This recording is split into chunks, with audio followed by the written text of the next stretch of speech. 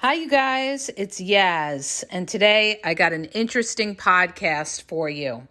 I'm going to talk about where the predatory narcissist finds their prey or finds their supply. A lot of times these narcissists, they do their research. They're looking for somebody, and I'm going to tell you the places that these predatory narcissists go to find vulnerable people. Narcissists love vulnerable people because they know that they can manipulate a vulnerable person for supply. It's a lot easier to manipulate somebody who's going through something than to manipulate a strong person that the narcissist doesn't need, because the narcissist is going to swoop on in as the hero, the angel of light, and try to fool these people into thinking that they're going to be there for them. They're going to help them through their problems. So let me get into this and talk about where the predatory narcissist will go to find that supply. This is where they're going to prey upon people. And this is where you got to be careful, because you may be a vulnerable person and you may go to these type of places and not realize that there is a covert narcissist there looking for somebody like you in order to use you for something. A lot of times it's to use you for money or sex or a place to live, but you will find these predatory narcissists in these type of places. Number one of the most common places you will find a predatory narcissist is in a religious organization or a religious place of worship, such as a church, a synagogue, a mosque. A lot of people that go to churches, they go there because, they believe in God and they feel that everybody there is like them. They're a believer of God. What are they doing in this religious organization? What are they doing at this religious place of worship unless they were a believer of God? But the predatory narcissist knows this. And this is one of the ways they mask themselves. They may show up at these type of places, or they could be a preacher, all right, or a religious official, and they try to fool people into thinking that they are a man or woman of God. And what does that do, you guys? That makes these people trust them, okay? Trust them. So the predatory narcissist may go to, let's say, a church and look for vulnerable women, all right? It could be people that are down and out, have gone through a lot, and now they're turning to God in order to heal, okay? A lot of people go to, a religious place of worship to heal, all right? They've been through something, and now they're turning to God to heal, and they feel like they're in a safe place when they're in, let's say, a church, and, it's a place, they feel it's a place of safety. But unfortunately, these demons can be in these places and are not people of God, but pretend to be people of God and are searching out victims to use, okay? Why? Because they feel that you're going to look at them as, being a righteous person, not a liar. And a liar wouldn't go to a church, right? Of course they would. There's plenty of liars in churches or synagogues or mosques. They're everywhere.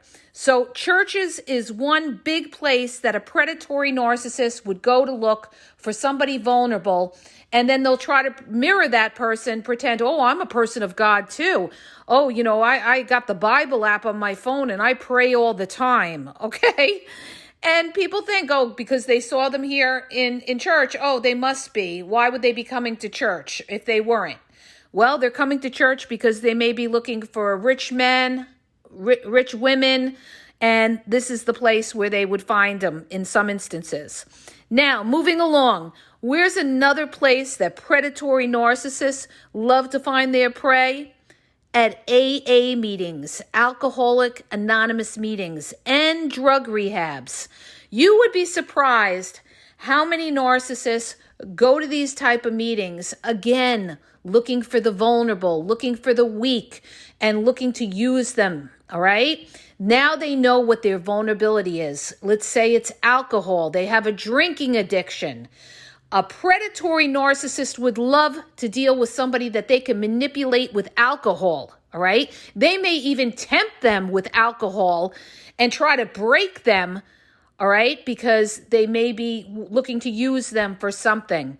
I actually knew a narcissist that used to go to AA meetings, and he said the reason he went is because he just liked to hear what they had to say. He wasn't an alcoholic at all. He just liked to hear what they say, and the conversations were interesting. When in fact, he was a predator who was going to look for, in his case, vulnerable women who had a drinking problem, and then come in as the angel of light and be their hero and sympathize with them, mirror them again, maybe pretend that they're an alcoholic too. This is what they want to do, okay? They want to build a connection with you so that you trust them. So what connection is this? Oh, you both have an addiction. Oh, you're both drinkers. Oh, in a drug rehab, you both have, an addiction to drugs or something like that. But meanwhile, they may be wanting to use you for something, and they know that you may be a weak person, you have an addiction, and narcissists love those type of people, okay? Because they're vulnerable and they can manipulate them. So that's where you will find a lot of predatory narcissists at AA meetings and drug rehabs, all right?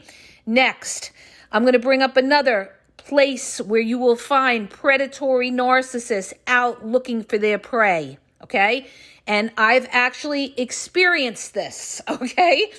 They will find their prey in single divorce groups on Facebook. I have seen them. I've seen other people in the groups.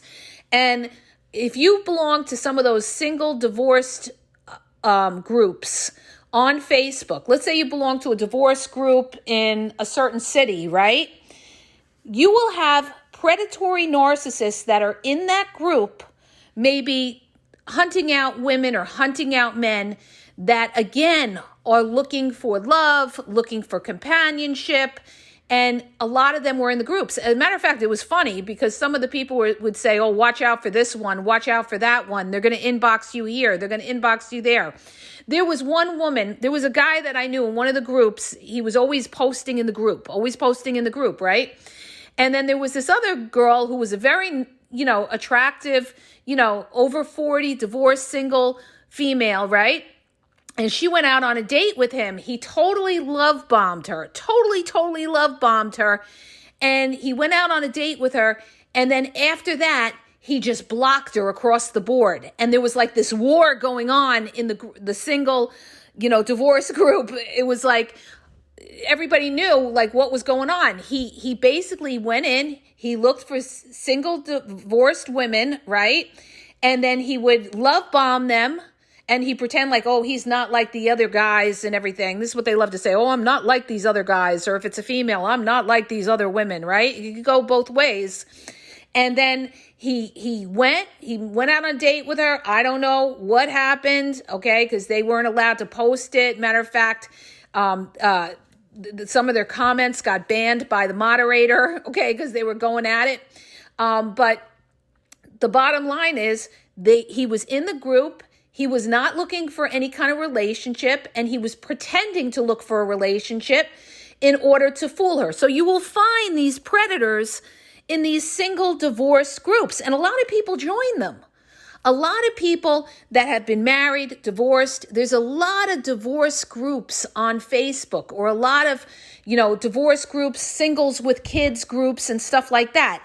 They love to also target parents that have kids, because they know that single parents are vulnerable. Number one, they feel that, okay, at that point in their life, they must own a house, right?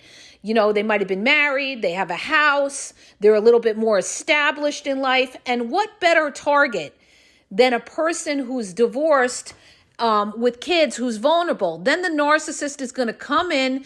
They're going to pretend to be your savior. Oh, I'll help you with the kids. Oh, I'll help you with the house. Oh, I'll do this for you. I'll do that for you. And when you're a single parent, it's hard in a lot of circumstances for people because the other parent may not be co-parenting with you, and all the responsibility is on you, and you're trying to have a life for yourself. You're trying to go out there, you're trying to meet somebody nice. You go and you join one of these groups, right? And you're thinking like, oh, it's other divorced parents or divorced people that are just like you looking for somebody, right? And yet you've got these predators, these narcissistic predators that are in the group that are looking to use you for a place to live or for money or for sex, okay? And like I said, I saw them in one of the groups that I was in, and it was like, I was saying, to some of the other people in the group, I'm like, this is not a place to meet and connect over here, You have to be really careful because you have predators even in these type of places, all right? Now, moving along to where you will find predatory narcissists. Predatory narcissists also love children's chat rooms. They love apps like Discord, all right? I knew a person whose child was in a chat room and a narcissist was trying to seduce their child, and you find a lot of pedophiles that try to go into these chat rooms for, let's say, children, online children. You have to be careful when you have kids where your kids are online because you have these predatory narcissists who happen to be pedophiles. Remember what I said. Not all narcissists are pedophiles, but all pedophiles are narcissists. And some of them, they love underage kids. So where are you going to find them? You're going to find them in the kids' chat rooms or on the kids' sites. And they're going to pretend that they're much younger than they are to strike up a conversation and maybe meet one of these kids somewhere, okay? This is what they do. So you have to be very careful, if you have children with these type of places. Next place, like obviously where you will find predatory narcissists is on social media. Anywhere on social media, you will find narcissists, all right? And especially the dating apps. The dating apps, in my opinion, are about 85% narcissistic, okay? Most of the people on the dating apps are either married or they're in relationship and they're out there creeping on the dating apps. So you have to, it's so hard today. I mean, years ago when you went on a dating app, it was so much easier than it is today. Today, the dating apps have been used and abused.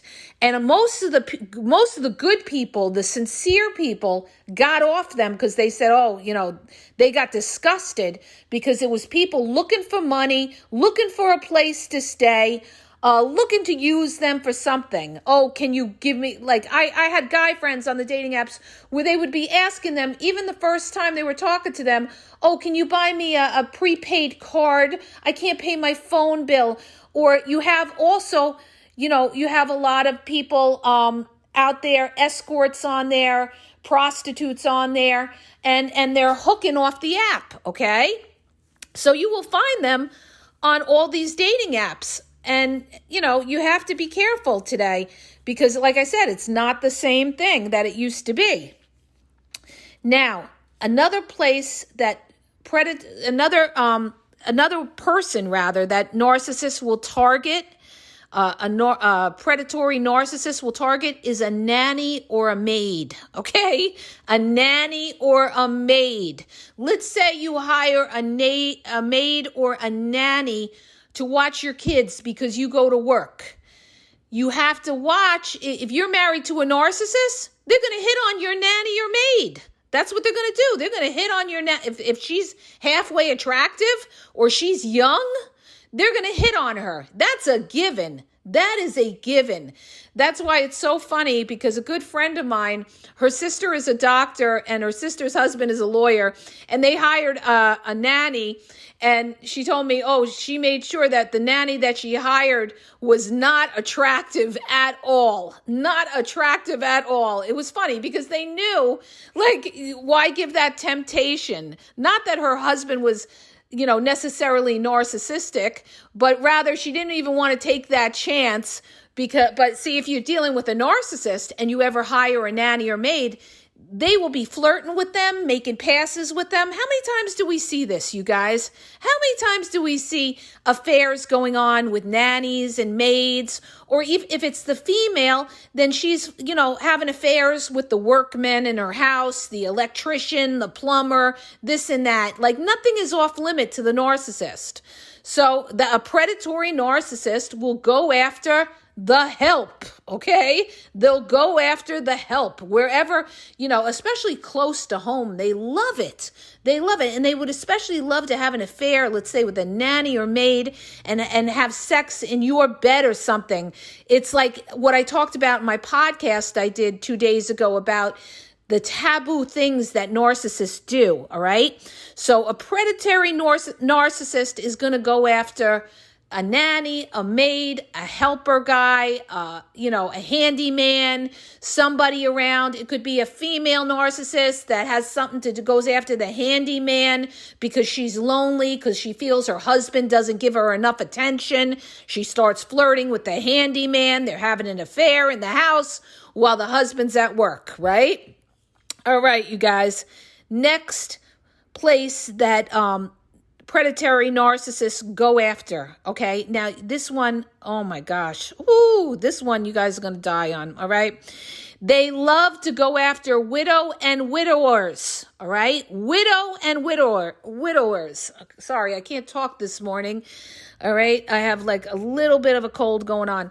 So they go after widow and widowers, and what do? They read the obituaries. This is what the narcissist will do. They'll read the obituaries and they'll look to see who died, and then they'll go after that widow or widower, okay? I knew in my old neighborhood, I knew somebody like that he would go after all the widowed women whose husbands died, the old ladies in the neighborhood, all right? And he would go after them, and he would and he looked for the ones that didn't have children, and he would go after them so that he could manipulate them, and they would leave all their money to him, okay? Meanwhile, this guy had money. He was an investment banker. He was very well off for himself. He had a nice home in Connecticut, and he had a wife and kids, and he had plenty of money.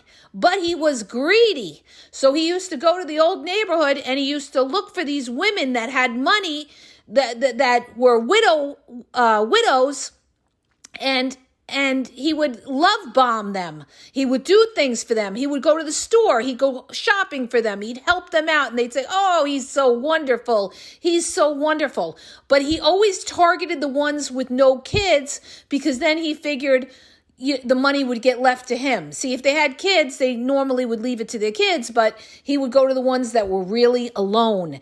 And this is what narcissists will do. They'll target widow or widowers. They'll look in the obituaries and see, who died, okay? It's sick, right? It's really sick. They'll look at who died, and then they'll look up if there's a living widow or widower, and then they would, maybe try to send them an advertisement. I could help you with this. Somehow open the door, love bomb them in some way, all right? So it's really crazy. You really got to be careful out there. And especially, let's say it's your mother or your grandmother, and she becomes a widow, or your father becomes a widower. And then, somebody automatically comes into his life and finds out where he hangs out, tries to get friendly with him, and works their way into their life. This happens all the time. Where people, their mother or father even, or their grandparents, the other partner, they become a widow or widower, and then they get involved with a narcissist who's taken all their money, okay? I saw this on a major talk show host did a story on this, and he talked about, he showed women that were giving money to these love bombers in Nigeria. And their children were trying to tell them, "Mom, what are you doing? This guy is scamming you." But they didn't see it. They were so lonely and desperate, and they wanted to feel good. They wanted that love, but they were getting these scammers that were in Nigeria at the time, were getting hundreds of thousands of dollars off these people, okay? Because they targeted widows and widowers that were alone, desperate, sad, and who better to target, right? Somebody who's lonely and looking for love, and somebody that can make them feel good. You'd be surprised how people give money when they're that lonely and they're that desperate, and all it takes is somebody making them feel good, right? Next, all right? Next place that the predatory narcissist will target, okay? We always talk about the green card, right? How you have to watch out for the overseas narcissist when they love bomb you because they want to come, let's say, to the United States or something because there's opportunity here.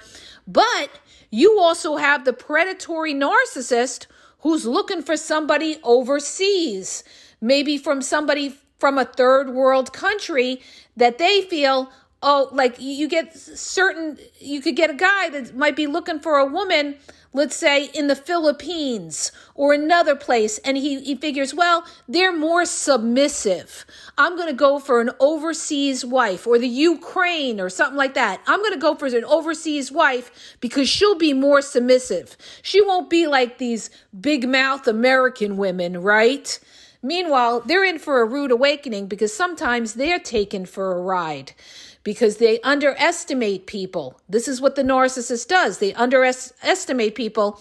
So the predatory narcissist who thinks that they're going to take control and get somebody overseas, whether it's a male or a female, could be looking for an overseas guy, all right? I just saw one on 90 Day Fiancé where she found this guy in Dubai who's much younger.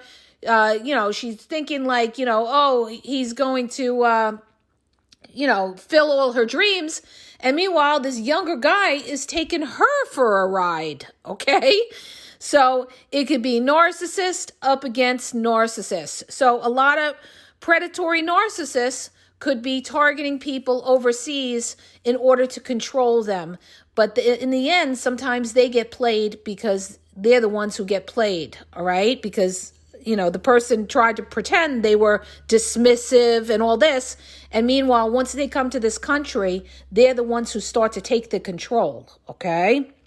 Next, I'm almost done with my list, you guys. I only have two more. Next place that a predatory narcissist tries to find their prey, they love the disabled too, okay? They love the disabled because they want to take your Social Security checks, all right? So they're going to go to places where disabled people hang out. This is where they're going to go. Maybe a meeting place, maybe a Vietnam vets place. They go hang out there. They become friendly with Vietnam vets, people that get pensions, people that get Social Security, and they become friendly so that they could take your check, all right? So you got to watch out for them too, because they're anywhere that they find vulnerable people that they feel they can manipulate, that's where you're going to find your predatory narcissist, all right? And lastly, they love to hunt out on Facebook. Ooh, so many narcissists love to hunt out on Facebook. I actually, in my own personal experience, I met two really bad narcissists on Facebook, okay, that portrayed to be something that they weren't. And, totally, Facebook is like fake book, okay, because people portray to be something that they're not. And it's not until you actually meet them, see them, and see their behaviors that you say, hey, this person is not who I thought they were. But predatory narcissists love Facebook. There's so much supply on Facebook. They just go look at the profiles, look at the pictures, they study the remarks, they look at what kind of house you live in. They're going to study everything about you, and then they're going to send you a friend request, okay? This is what they're going to do. They're going to send you a friend request. So, you guys, I think I covered most of it. If I didn't, put in the comments places that predatory narcissists find their supply or their prey. Put it in the comments and make people aware so that nobody gets played. All right. I hope that helps you. If it does, hit the subscribe button, share the podcast. If you're looking for confidential one-on-one phone coaching, check out the link in the bio at askyaz.wixsite.com. YouTube.com/The Game Exposed. If you're confused, you don't know if you're dealing with a narcissist, and you need clarity, check it out, okay? Also, my YouTube is The Game Exposed Podcast. If you're confused, I lay it down. I cover almost everything on narcissists. I got covert narcissists, malignant narcissists. I talk about the discard, the reverse discard, when you reverse discard. I talk about their addictions. I talk about their sexual behaviors and all their sexual fantasies, how they fantasize about other people. I put it all down on there. Their control tactics, how they attack you, why they attack you, why they're controlling it. It's all on my YouTube at the Game Exposed Podcast with over 7,000 videos. You could do a search right on my channel in the search bar to the right and put in specifically what you're looking for, and you should find it, okay? Also, my Facebook is The Game EXP123, TikTok is The Game Exposed, and Instagram is The Game EXP123, and have a great day.